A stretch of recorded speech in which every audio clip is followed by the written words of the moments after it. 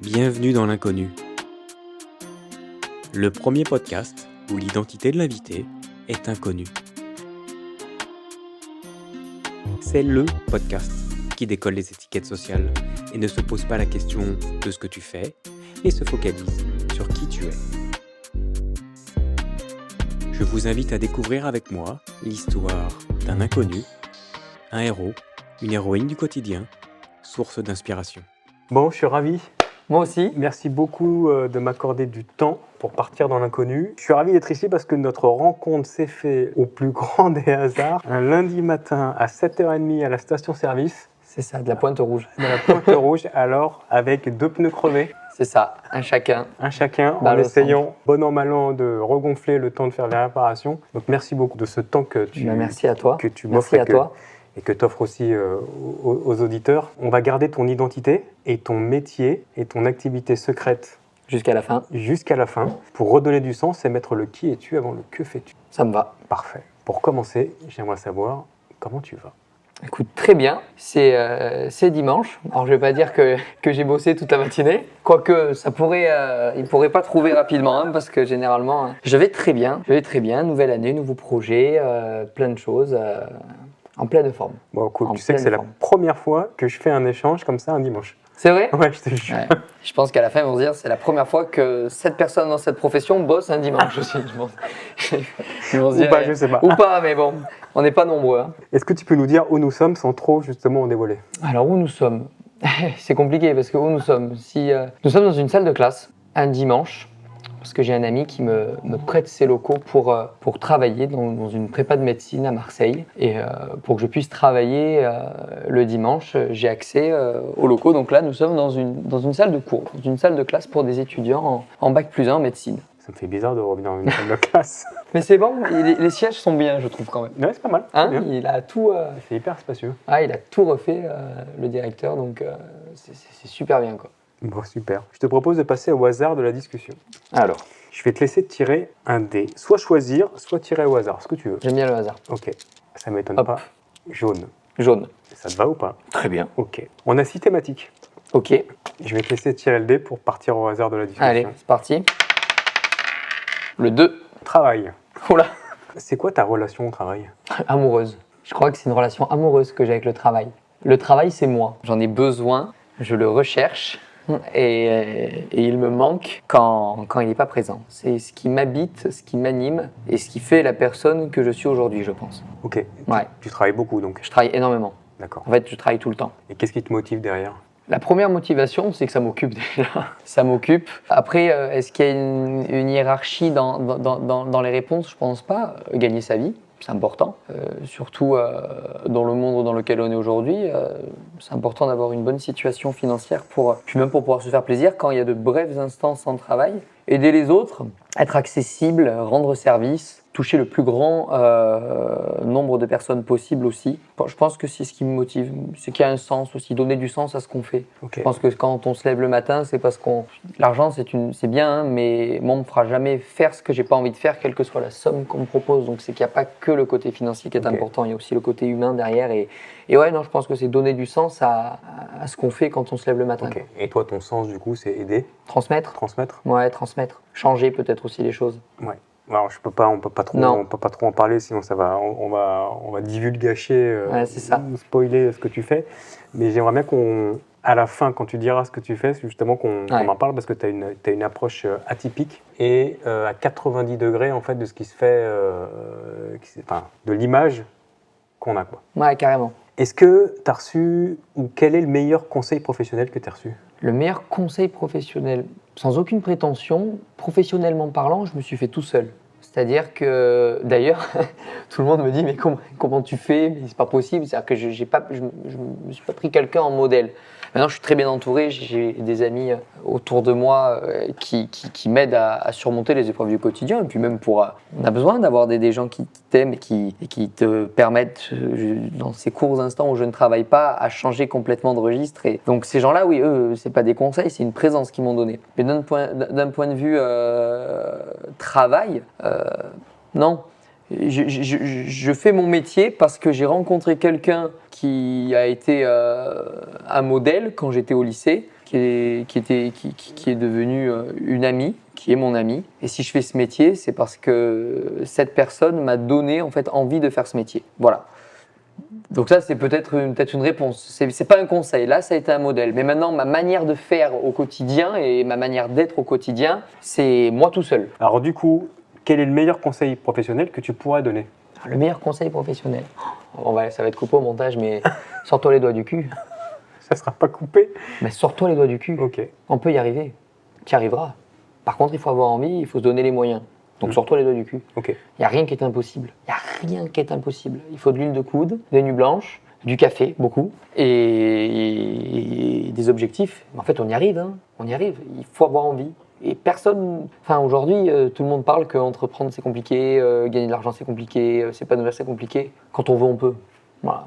Je ne sais pas si c'est un conseil, quand on veut, on peut, mais c'est un dicton qui fait écho. Quand on veut, on peut. Vraiment, je le pense foncièrement. Ok, c'est ce que tu t'appliques au jour le jour. Carrément. C'est mon moteur, c'est mon essence. Ok. Quand je veux, j'y arriverai à ça. Bon, maintenant, on va le faire. Mais le résultat, il est là. Et de toute façon, j'arrêterai pas tant que je ne suis pas arrivé au résultat. Donc, dans tous les cas, vous pouvez me dire ce que vous voulez, j'y arriverai. Et pour y arriver, tu planifies Je suis quelqu'un de très organisé. J'ai un agenda pour le travail, un agenda pour le travail, le perso. Je note tout.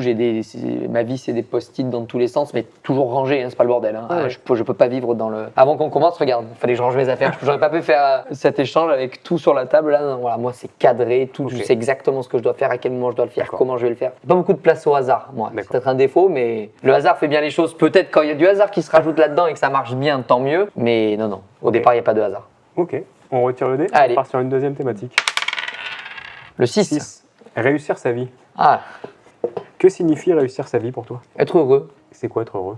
J'allais dire, c'est pas avoir de regrets, non, au contraire. Si on n'a pas de regrets, c'est qu'on fait des erreurs. Être bien, se sentir bien, faire ce qui nous plaît, ne pas regarder l'heure pour dire il me reste encore combien de temps à faire, être entouré des bonnes personnes, être aimé. Pour moi, c'est ça, réussir sa vie. Alors moi, j'ai aussi, si je veux... Je viens pas d'un milieu très aisé, j'ai jamais manqué de rien. Mes parents m'ont toujours habillé en marque. Mes parents se saignaient pour qu'on parte au Club Med en vacances, donc je peux pas me plaindre, quoi. Hein. Mais c'était pas non plus illimité, quoi. Et moi, j'ai envie de pouvoir avoir la liberté de m'acheter ce que je veux, quand je veux, comme je veux. Mais parce que c'est le fruit de mon travail. C'est-à-dire que, généralement, c'est rare que je m'achète des trucs à moi. Mais j'essaye d'être quelqu'un de généreux, je pense, et d'avoir ce luxe de pouvoir inviter mes amis au restaurant, de leur dire, laisse, c'est pour moi. Quel bonheur, quelle liberté, ça fait partie de ce... Voilà, c'est tout ça mêlé, être heureux, faire ce qu'on a envie de faire, quand on veut le faire, comment on a envie de le faire, sans aucune contrainte finalement. Ouais, non, c'est le bonheur. En tout cas, moi, c'est ce qui m'anime et ce qui me fait vibrer. Ouais. Est-ce que tu penses avoir réussi ta vie? Alors, le chemin, il est encore long. Je peux pas dire mon âge, mais je pense à cet instant-là, je prends un bon virage. Okay. Réussir sa vie, ouais, c'est le bon terme, réussir sa vie. Je me donne les moyens pour réussir ma vie. Okay. On prend le fils de Bernard Arnault, est-ce qu'il a réussi sa vie? S'il est en couple, qu'il a une maison, des enfants et qu'il n'a aucun souci à se faire et que ce qu'il fait la journée, ça lui plaît, il n'a pas les mêmes contraintes ni que moi à la fin de la journée, quoi. Alors, attention, j'ai cité ce monsieur, le pauvre, peut-être qu'il travaille 25 heures par jour, hein, sur 24. Donc, mais le plus important, c'est pas de réussir sa vie, c'est d'avoir tout fait pour la réussir et d'avoir aucun regret derrière. De pas se dire, parce que je connais plein de gens qui ont des capacités, mais qui disent pourquoi donner tant alors que je pourrais faire bien moins et vivre avec le strict minimum. Non, moi, il faut que je me dépasse tout le temps. Okay. Il n'y a pas de... Même dans le sport, tu cours 5 km, tu as réussi, c'est bien. La fois d'après, tu fais 7. Bon, après, le problème, c'est que quand tu en es à 45, il va falloir un peu se détendre. Mais c'est toujours... Moi, je suis toujours dans l'idée de, OK, bon, ça, c'est bien. Waouh, okay, tu fais un record le premier coup, c'est énorme. Mais il faut le battre maintenant. Okay. Tu vois? Donc, c'est dans la continuité, en fait. Toujours. Et toujours aller plus loin. Jamais s'arrêter. Pourquoi s'arrêter si on peut encore aller plus loin? Tant que c'est raisonnable. Je ne suis pas très raisonnable, tu me diras. Donc, je ne sais pas si c'est pas le bon mot. Mais... Ouais, non, moi, j'ai pas de limite, en fait. Je pense que c'est ça le truc. Pour réussir sa vie, est-ce que tu penses qu'il faut des valeurs? Ah oui, beaucoup. Quelles valeurs? Quelle valeur? La modestie déjà. Il faut être modeste. Il faut savoir parler de soi en bien, il faut savoir se vendre. Il ne faut pas avoir honte en fait de qui on est, de ce qu'on fait. Moi, comme je dis, mes parents, ils me versent pas une somme tous les mois que je peux investir dans mon travail. Non, c'est tout à la sueur de mon front. Et il ne faut pas avoir peur de le dire et pas avoir honte de le dire. C'est pas parce qu'on dit j'ai réussi à créer ça, qui me génère ça, ou j'ai réussi à faire ça, qui me permet aujourd'hui d'avoir cette situation, ce statut, que comment on pourrait dire ça, c'est de la prétention. Non. Donc il faut de la modestie, il faut aussi avoir du courage, je pense. être courageux, être honnête et se connaître d'une certaine manière. Bon, moi c'est particulier, je sais que je m'arrêterai jamais, que j'irai toujours au-delà, donc ma force fait ma faiblesse aussi, parce qu'à un moment donné, le corps humain, lui, il a beau tirer sur la corde, que ça peut être fatigant. Ça t'est déjà arrivé? Ah oui, carrément. Enfin, non, jamais fait de burn-out. On ne peut pas dire que j'ai une vie sur le plan psychologique qui soit un long fleuve tranquille. J'ai fait des épisodes dépressifs avant même que tu m'interviewes aujourd'hui pour la raison pour laquelle on se voit aujourd'hui. Mais oui. Et il y a toujours des traces. Et je suis toujours sous traitement, personne ne le sait. Personne ne le sait.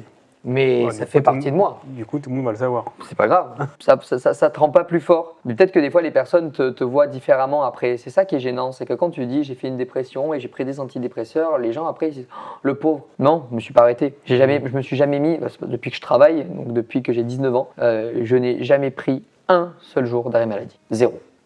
J'ai jamais été absent. J'ai été absent parce qu'il y a des voyages scolaires. J'ai été absent parce que j'ai des pour partir en déplacement, notamment l'année dernière, une année assez riche en déplacemps, mais j'ai dit déplacé.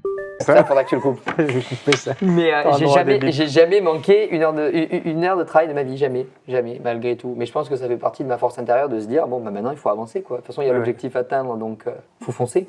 Oui, ça peut être une bonne béquille pour te permettre de continuer à avancer. C'est marrant parce que c'est ce que disait aussi une de mes amies. Ah mais c'est...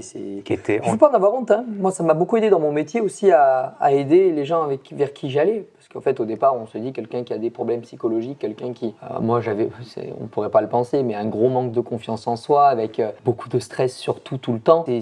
On ne pourrait pas s'en rendre compte. En fait, on ne pourrait pas se dire, cette personne-là, avec tout ce qu'elle a là-bas aujourd'hui comme boulot, lui, il n'a pas confiance en lui. Non, c'est pas possible. Non, bah, si. Mais c'est souvent ça. J'écoutais une interview de Laurent Baffy hier qui disait qu'il avait toujours un quart de Lexomil dans sa poche parce qu'à chaque fois qu'il montait sur scène, il s'effondrait de stress en fait. Et pourtant, il n'y a pas plus sniper que Laurent Baffy. Hein. En fait, le mec, c'est un grand sentimental, un grand stressé de la vie, un peu comme moi, j'ai l'impression, à qui on pourrait jamais décerner ce statut. Donc tu vois pas forcément, et même tu vois quasiment jamais ce qui se cache derrière. Non, personne ne sait. Okay. Personne ne sait. Sauf les proches, ce que tu leur dis. Mais si tu leur dis pas, tu caches ce que tu caches. En fait, tu peux cacher ce que tu veux à qui tu veux, en fait. Ouais. Vraiment, c'est trop facile. Enfin, moi, en tout cas, c'est trop facile. Moi, j'y arrive. Il y en a qui n'arrivent pas à mentir. Moi, j'aime pas mentir, mais ça fonctionne.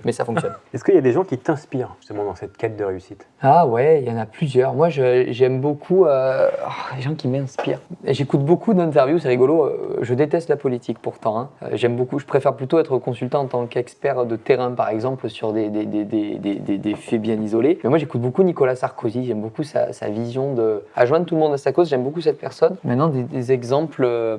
Je dis ça parce que j'ai écouté encore hier une interview de lui que je trouve cette personne, sans parler de politique, puisque j'étais jeune quand il a été élu de toute manière, puis j'y comprends rien. Mais je parle plus de la personne en elle-même que de son programme politique. C'est vraiment sans pris parti politique cette décision, enfin en tout cas cette admiration pour le président Sarkozy. Parce qu'il y a des personnes que j'admire dans le boulot. Il n'y en a pas beaucoup qui font ce que je fais, donc en fait c'est comme je le fais en tout cas. Peut-être ta prof de physique-chimie. Ah, ma prof de physique-chimie, oui, c'était mon modèle. Après, bien sûr que j'admire des collègues, celle qui était avec moi à la station-service, une de mes meilleures amies, si ce n'est dire une de mes deuxièmes mamans. J'admire énormément comment elle qui arrive en fin de carrière, a réussi à mener, alors je ne peux pas trop en dire non plus, mais à mener sa carrière et comment elle est toujours passionnée par ce qu'elle fait. C'est des rencontres. Après, on n'a pas forcément des gens qu'on admire à 100%. Alors là, les deux personnes que je viens de citer, oui, bien sûr. Mais sinon, on prend des fois des petites bribes en fait, de tout le monde et on essaye de transformer l'essai après à essayer de voir comment on peut faire. Je pense qu'aujourd'hui, ce que je fais, c'est tellement atypique. Pas grand monde propose ce que je propose, que c'est dur de se dire, j'ai pas copié un business plan, quoi. Hein. Je me suis pas dit, lui, ça marche, tout ce qu'il fait, je vais faire un copier-coller. Non, je pense aujourd'hui, mais par contre, il y a plein de personnes qui font des choses géniales et on prend par exemple, on est dans l'ère des réseaux sociaux, il y a quelqu'un que j'aime beaucoup, monsieur prof d'anglais, qui fait par exemple un travail avec ses élèves, je trouve, où sur les réseaux sociaux, il a réussi à créer une atmosphère, ça donne envie aux gens de faire de l'anglais. Ce gars, il donne envie d'écouter, ça donne envie, donc en fait, tu peux le transposer à plein de choses. J'aime beaucoup la cuisine aussi, mais j'aime beaucoup les chefs, Georges Blanc, Philippe Etchebest, Hélène Darroze, Alexandre Mazia, chez qui j'ai mangé il n'y a pas longtemps. Là, je vais bientôt manger chez Anne-Sophie Pic, j'ai mangé chez Ducasse. La rigueur, la précision, l'exactitude. Puis, on en revient à ce que tu disais tout à l'heure. Exactement, la rigueur. La cuisine, c'est exceptionnel pour ça. Et moi, j'ai fait du sport, donc je suis ceinture noire de judo. Donc pareil, la rigueur, le contrôle de soi, la modestie, la politesse, la sincérité, l'honneur, enfin le code moral, courage, j'en parlais tout à l'heure également. Voilà, ce sont des valeurs qui c'est plutôt ça que j'admire. C'est plutôt des mœurs que des personnes. Mais du moment qu'une personne, enfin heureusement qu'il y a beaucoup de personnes qui diffusent ces mœurs quoi, dans la société actuelle. On part sur une dernière thématique. Allez. Je te laisse retirer le dé. Donc ça veut dire qu'on va pas toutes les traiter, c'est ça? Non. On laisse une part de hasard. 5. Le handicap. Le handicap. Qu'est-ce que le handicap ou qu'est-ce que tu considères comme... Quelque chose que tu ne maîtrises pas déjà. Quelque chose dont tu es victime au départ. Pas toi qui contrôle un handicap. Tu as un accident de voiture, on t'ampute. Je te parlais de dépression, ça te tombe dessus. Et je tiens à dire que c'est pas le travail, moi, qui m'a fait tomber en dépression. Hein. Le travail m'a sorti de ça, m'a aidé à aller mieux. Donc, c'est pas le burn-out. Hein. J'ai jamais fait de burn-out, moi. Hein. J'en ferai sûrement un jour sans que je m'en rende compte. Parce que je te le souhaite pas. Ouais, vu le rythme que je m'impose, tout le monde me dit ça te tombera un jour sans que tu t'y attendes. Mais une dépression, c'est comme quand tu as un cancer. Hein. Ça te tombe dessus. Un cancer, c'est un handicap aussi. Hein. C'est pas toi qui t'es dit, tiens, si je tombais malade aujourd'hui. Donc c'est quelque chose que tu ne contrôles pas, qui met un frein à ta vie. Et toi, tu dois trouver le bon carburant pour compenser ce frein. C'est-à-dire que tu dois garder la même cadence. Je pense que quand on parle, et je peux pas parler au nom des handicapés parce que peut-être étant donné que je ne le suis pas, je crois que si, psychologiquement. Je pense que j'ai été bien meurtri. Je sais que ces personnes-là, si avant elles arrivaient à faire ça, et qu'aujourd'hui elles ont un frein, mais elles voudront toujours faire ce qu'elles faisaient avant. Et elles vont trouver une parade. Et leur vie, ça va être le challenge de je resterai la personne que j'étais et quel est le carburant que je vais mettre pour pouvoir arriver là où je voulais aller. Dans le judo, moi j'en ai côtoyé, hein, des handicapés, beaucoup même, puisque j'ai arbitré. Donc j'ai même été arbitrer des aveugles. Je peux vous dire qu'ils se mettent sur la tête hein, et ils envoient. Hein. Et là, on prend un peu de recul quand on se casse un ongle au judo ou qu'on s'est fait un peu saigner parce que le kimono il nous a frotté le cou. On se dit, ouais, ça va quand même. Hein. Donc ça fait prendre du recul, ça fait grandir aussi. Et ça permet de se dépasser du coup. Après, c'est pas ça permet de voir les choses différemment. Est-ce qu'on se dépasse plus du coup? Non, mais est-ce qu'on arrête de se plaindre un peu? Ouais, je pense. On passe au texte à trous. Commence les phrases, tu les termines. J'adore. J'adore. Pour me développer, je travaille à fond. Ok, c'est bien, c'est rigoureux. Clac, ça sort tout de suite. Ah, mais il faut que ce soit de l'impro, pour pas que je réfléchisse. Et je n'ai jamais autant rigolé lorsque... Je pars en vacances avec mon amie Corinne. Tu veux nous en dire un peu plus ou pas? Ah, mais on est plein de conneries du matin au soir, en fait. Je peux parler dans le taxi, là on était au Mexique, je dis des conneries dans le taxi, le mec il me répond, je lui apprends à Monvier au Mexique, ça peut partir en fou rire, quoi. Ah non, c'est du non-stop. Enfermé sur le balcon, enfin c'est que des conneries, mais c'est trop bon.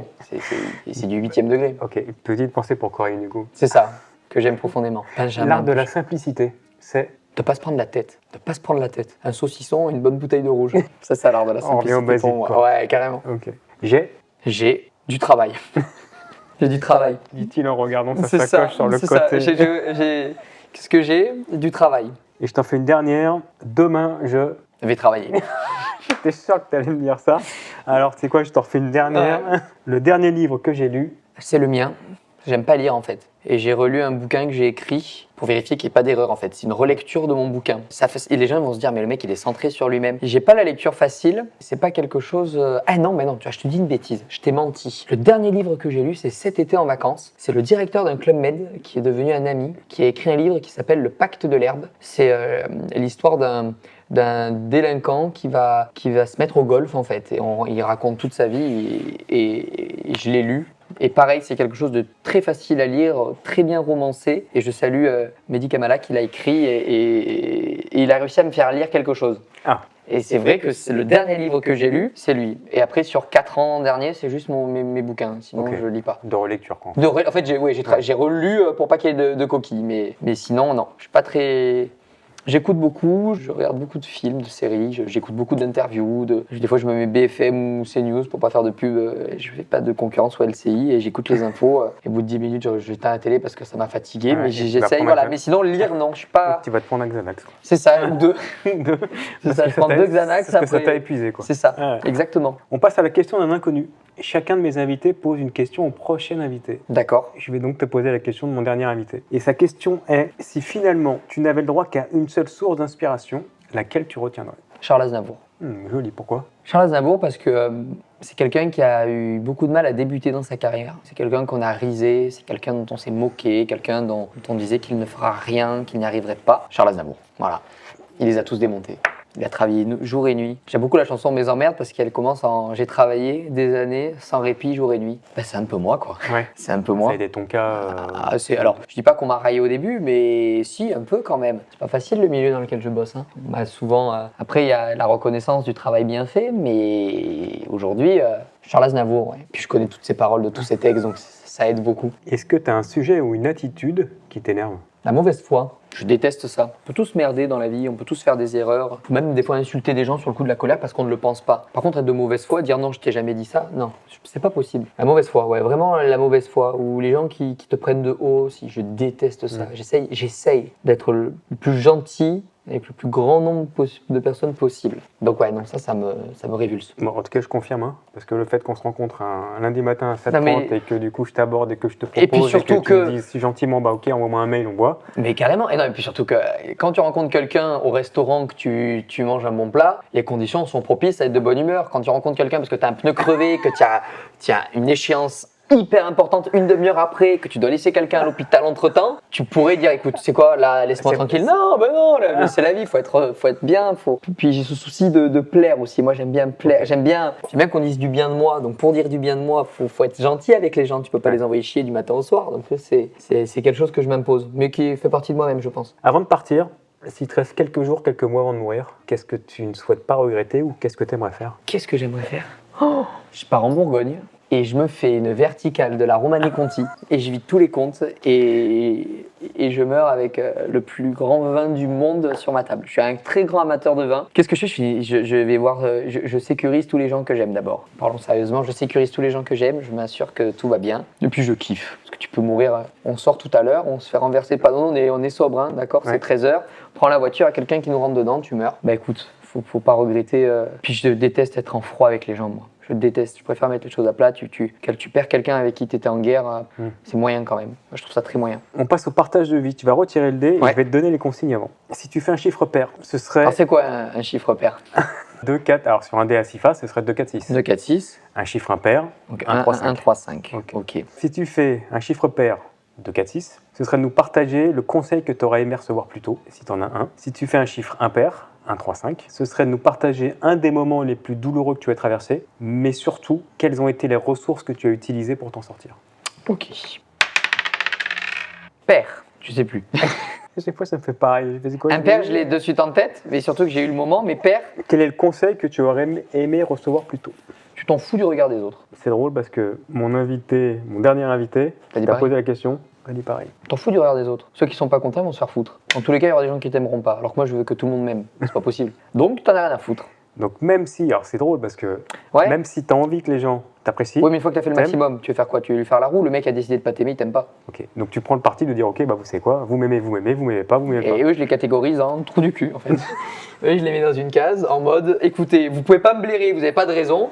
J'ai tout fait pour. Va te faire foutre, c'est ce que je te dis. Okay. Voilà, eux, après, voilà, j'ai mon petit clan de toi, j'ai perdu l'objectivité. Ça arrive aussi, hein, mais bon. Okay. Alors, on est humain. Hein. Celui qui dit non, moi j'aime tout le monde, c'est un menteur. C'est un mytho. J'adore. Ah, mais c'est sûr. J'adore ta franchise et ta direction. Moi, là, c'est tout de suite, quoi. Il faut pas réfléchir. Ok. Mais j'ai hâte de m'écouter surtout. J'ai hâte quand tu vas me l'envoyer. Mais tu gardes tout. Tout. Ah, mais vraiment, c'est l'objectif. Ça va être à ton tour de poser une question au prochain invité. Quelle question t'aimerais lui poser? Qu'est-ce que je pourrais demander? Sans que je sache, bien sûr, quel est le prochain invité. Exactement. C'est dur, hein. S'il existe, quel serait l'obstacle que tu n'arriverais jamais à franchir? Ou au-delà duquel tu ne pourras jamais aller? En gros, qu'est-ce qui te bloquerait complètement à 100%? S'il existe, quel serait l'obstacle que tu n'arriverais jamais à franchir? Qu'est-ce qui te bloquerait à 100%? Ouais. Et là, tu vas me demander de répondre à la question. Bien sûr. J'avais envie de te dire rien, mais si j'ai pas mon noyau d'amis, je crois que je signe mon arrêt de mort. Ouais. Donc c'est l'entourage de tes amis. Ouais, ma famille aussi, bien évidemment, mais ça c'est normal. Donc de te retrouver seul, sans amis. C'est ça ton obstacle, toi que... Ouais, vraiment, je pense. Je cherche plus de réconfort auprès de mes amis qu'auprès de ma famille, même. Je veux dire, la famille, c'est mes parents, je les aime de tout mon cœur, mes grands-parents. Mais quand ça va pas, c'est pas eux que je vais voir, quoi. Donc, c'est ce noyau. C'est ce noyau-là. On passe au titre de l'épisode. Ah. Ce sont mes invités qui choisissent le titre de notre épisode. Quel titre souhaites-tu pour notre épisode? L'acharné. J'allais dire le fou, mais ce qui va ensemble. L'acharné? L'acharné, je pense. C'est toi qui me dis. Ça me paraît cohérent. Ok. Je pense être quelqu'un d'acharné. T'as une motivation de dingue en tout cas. C'est impressionnant. L'acharné, ce sera le titre de notre épisode. Ouais, j'aime bien. Ok. Ah, c'est bien, moi j'aime bien. On passe à la dernière question. Et la dernière question de cet épisode est de répondre à la plus grande inconnue de celui-ci. Qui es-tu? Est-ce que tu penses qu'ils m'ont reconnu? Je pense que peut-être, enfin Il certains. y a eu quelques indices. Il y a eu quelques indices et je vais rajouter quelques bips. Ouais. Peut-être à ta voix. Et je suis, ouais, la voix La voix, virgule, Avant de- attends, virgule, le débit. aussi. La dernière fois, il y a quelqu'un, j'étais dans un hôtel avec, je peux pas encore dire avec qui, mais j'étais dans un hôtel avec plein de personnes et il y a une enceinte au bar de l'hôtel et j'entends ma voix. Et la personne, elle voulait vérifier que c'était bien moi en fait. Et là, je dis, mais c'est moi. Je suis Lucas Marcarian, professeur de mathématiques et créateur de contenu pédagogique sur les réseaux sociaux depuis bientôt 2 ans. Ça fait que 2 ans. Ça fait même pas 2 ans, ça va faire 2 ans le 21 ou 22 novembre. Mais comment ça t'est venu cette idée? Un élève, Ange qui est sur les réseaux podcasting et Ange que j'avais en terminale SP il y a 2 ans qui me dit mais monsieur si vous lancez pas personne qui se lance. Ok. Journée de l'élégance au lycée, on est tous en costume, il dit bon aujourd'hui on tourne la vidéo, je crée un compte TikTok, je fais une vidéo. Commence en disant personne n'est nul en maths, la vidéo fait 3 millions de vues dans la nuit, 100 000 abonnés et le lendemain tu te sens investi d'une mission où tu peux à part y aller, bah t'y vas. 3 millions de vues en une nuit? Ouais en 2 jours. En 2 jours? Ouais le lendemain j'étais déjà au million. Même sur une semaine. Enfin, à la limite, Ah non en moins d'une semaine. Non mais moins d'une semaine. Et sur ta première vidéo? Première vidéo. Et j'ai dit ce que je pensais vraiment. Alors après, le rectorat m'a demandé de l'enlever parce que je disais que les programmes c'était de la merde et qu'on prenait les élèves pour des cons quand même. Et on m'a dit Lucas, ne peut pas dire ça. Donc j'ai dû supprimer cette vidéo et c'est pas grave puisque maintenant, depuis les personnes qui m'ont demandé de supprimer cette vidéo, je travaille avec l'Élysée directement et je travaille avec le ministère de l'Éducation nationale qui approuve à 100% tout ce que je fais. Okay. Donc si au point de vue du rectorat, il y a 2-3 personnes qui ne m'aiment pas et qui, par vendetta, veulent ma tête, bah, qu'ils soient bien avertis que maintenant, heureusement que j'ai réussi à trouver des personnes qui sachent apprécier mon travail à ma juste valeur et qui, je l'espère, peut faire essayer de bouger les choses pour les élèves. C'est ma seule préoccupation, quoi. Et justement, alors, ce qui est dingue, c'est ton positionnement sur les maths. Ouais. Parce que les maths, on peut voir ça comme une matière... de merde. Et les maths, ah ouais, l'autre, puis les profs de maths, tous des cons en plus. Vous faites quoi dans la vie? Je suis prof de maths. Oh purée, mais ça me fait trop rire parce que du coup, personne te dira jamais « Oh, j'ai toujours aimé les maths. Hein. » Non, personne, c'est rare. Il y a 1% des gens qui me disent ça. Voilà, donc c'est clair. L'objectif, c'est déjà d'aider les élèves, mais surtout de leur faire aimer les maths. En préambule, quand on ne commençait pas à tourner tout à l'heure, on se disait « Si déjà tu aimes les maths, si tu aimes faire quelque chose, tu vas t'y intéresser. » Donc moi, le gamin qui tombe sur mes vidéos, je dis pas que mes vidéos telles que je les conçois, elles vont permettre au gamin de progresser de manière significative en mathématiques. Il y a quelqu'un qui fait ça beaucoup mieux que moi, c'est Yvan Monca, qui est le pionnier dans le milieu. Lui, tu vas chercher ses vidéos parce que tu as envie d'apprendre le théorème de Pythagore. Moi, tu tombes sur mes vidéos. Moi, je suis sur TikTok et Instagram. Tu tombes sur mes vidéos. Lui, il a 3 millions d'abonnés sur YouTube. C'est énorme. Ouais. Mais tu tombes pas sur une vidéo YouTube. Quand tu vas regarder le concert de Charles Aznavour ou de Mylène Farmer, tu tombes pas sur Yvan Monca à la trigonométrie. Alors que quand c'est sur TikTok et que tu regardes une vidéo un peu drôle et que moi j'arrive avec mes élèves où je fais une mise en scène en classe pour introduire une notion, tu peux juste te dire purée, finalement c'est pas si difficile que ça. Putain, mais ça donne envie de faire des maths. Et après, il y a plein de... Alors moi, bien sûr que je fais aussi des vidéos pour aider les élèves à progresser, mais je pense que mon cheval de bataille, moi, c'est introduire quelque chose, ouvrir une brèche, les maths, c'est pas si chiant, c'est pas si compliqué. Et puis on a toujours cette image du prof de maths. Avant même qu'on l'ait eu, on se dit c'est un con. Non, on peut être super sympa et j'ai des collègues moi qui sont extraordinaires. Et je travaille avec plein de profs de maths qui sont géniaux. Après, comme dans tous les domaines, il y a des profs, quelles que soient les disciplines, qui n'aiment pas leur métier, mais ça se voit de suite. Et ils le prennent même pas mal quand on leur dit que c'est des mauvais profs, puisqu'ils n'aiment pas ce qu'ils font de toute manière. Ouais. Donc on en revient à aimer ce qu'on fait. Mais carrément, soit du côté élève, aussi du mais côté heureusement qu'en France aujourd'hui on a la majorité des enseignants, les 3 quarts et les 99% des enseignants qui aiment ce qu'ils font. Parce que pour supporter ce qu'on supporte au quotidien, et je parle pas des élèves, je parle de tout le reste, il faut être bien accroché. Faut être bien accroché. Oui, alors que c'est quand même un métier qui est essentiel dans la société. Bah, disons que je vais pas mettre à la place des médecins. Moi j'ai un ami à moi très proche qui me dit toujours, qui est enseignant aussi et qui travaille avec les inspecteurs. Et les inspecteurs lui disent vous n'êtes pas chirurgien cardiaque. Donc on relativise. Je fais un cours de merde, bon bah ça peut arriver de te planter. Par contre tu fais une opération de merde, t'as tué quelqu'un. Mais quand même aujourd'hui, si nous on n'est plus là, il n'y a plus de médecins, il n'y a plus rien. La société s'effondre. Ah non mais c'est pour ça que je dis ça, c'est ouais, qu'en fait, sur le long terme... Ah, mais sur le long terme, s'il n'y a plus d'école, il n'y a plus personne. Hein. Bah c'est ça. Plus rien. Il n'y a plus de société. Rien. Mais rien, tout s'arrête. Donc oui, effectivement. Parce que même, il y en a qui stigmatisent le bâtiment. Tout à l'heure tu me parlais d'une interview que tu avais fait avec un éboueur. Il faut bien les former ces gens-là. Donc il faut bien qu'il y ait une école, il faut bien qu'il y ait une structure. Tout le monde dit ah mais toi tu n'as pas niveau à l'école, tu vas faire du bâtiment. Mais moi j'y connais rien en bâtiment. Hein. Moi vous me mettez avec des gens qui sont dans le BTP, ils me mangent, ils vont rigoler de moi que je sais même pas taper un clou dans une planche de bois. Non mais c'est un métier. C'est un métier dans lequel il faut une école de formation. Donc en fait si aujourd'hui l'école avec un grand E s'effondre, la société s'effondre. C'est pour ça qu'on gagne des misères à la fin du mois. Alors que ça devrait être l'inverse. Alors que ça devrait être l'inverse. Après, on est aussi... Ça, c'est un avis perso, mais... Ouais, c'est un avis perso, mais moi, je pense aussi qu'il faut arrêter de compter les heures aussi. Ça, c'est le propre du prof. Même du prof passionné, hein. Ce qui est mon cas. Moi, je peux te dire le nombre d'heures que je passe par semaine, juste pour mon métier de prof devant mes élèves. Parce qu'il faut rappeler que je suis prof, je ne suis pas que sur les réseaux, moi, je suis enseignant. C'est démentiel, mais ça ne se compte pas, en fait. Parce qu'à la fin de la semaine, moi, il y a une semaine où je vais peut-être faire 40 heures, et quand j'ai un bac blanc de terminale à une demi-heure la copie, que j'ai 2 classes de terminale, donc 60 copies, 30 heures, plus 18 heures devant les élèves, plus les premières et les secondes, parce qu'ils vont te dire c'est pas parce que vos élèves de terminale ils ont une interro que nous on doit tomber aux autres. Donc en fait tu peux faire des semaines à 80 heures, oui ça existe, et je l'ai fait. Alors il y en a qui vont dire oui il abuse, non j'abuse pas. Et tu me vois, hein, regarde, hein. J'ai donné 4 heures de cours ce matin, j'ai copié cet après-midi. La première chose que je t'ai dit c'est cet après-midi je vais travailler jusqu'à 20 heures. On est dimanche, il y a des gens qui sont à boire un café, je dis pas qu'ils ont tort. Oui, c'est juste que moi c'est pas ma vision du métier. Quand t'as fini, t'as fini. Une semaine où t'as pas beaucoup de travail, t'as pas beaucoup de travail. J'ai 18 heures cette semaine-là, 20 heures, j'ai 20 heures. La fois d'après 80, je fais quoi? Ma mère, elle, quand elle rentre du boulot, elle est secrétaire, elle fait 40 heures semaine, elle rentre le soir à 17h. Bon, elle a la logistique de la maison, mais elle a pas son ordi portable le soir en disant bon, tiens, je vais voir si le contrat il est fait. Non, nous, si on veut, c'est non-stop. Il n'y a pas de limite. Ouais. T'as jamais fini de préparer un élève, tu peux toujours leur donner un exo. Donc en fait, si tu aimes ce que tu fais, ça peut de suite être presque nocif pour toi parce que tu t'arrêtes jamais. Ce qui est mon cas. Mais c'est pas encore nocif, ça va. Ouais, bon, en tout cas, tu as l'air d'avoir la forme. Ah, je suis en pleine forme. Ouais, mais ça se voit. Et... Je suis en pleine forme. Non, moi je suis impressionné, mais je te l'ai dit au départ parce que. Et c'est ma fille, quand je me suis garé derrière toi à la station service, tu m'as dit, mais. C'est un TikToker. Je fais, je sais pas, enfin, il est 7h30, moi je suis speed, il faut que je t'accompagne. J'ai un peu crevé. J'ai un peu crevé. Et puis après. Il y a un con devant moi qui est en train de faire des gestes dans tous les sens. C'est ça, on s'entraide.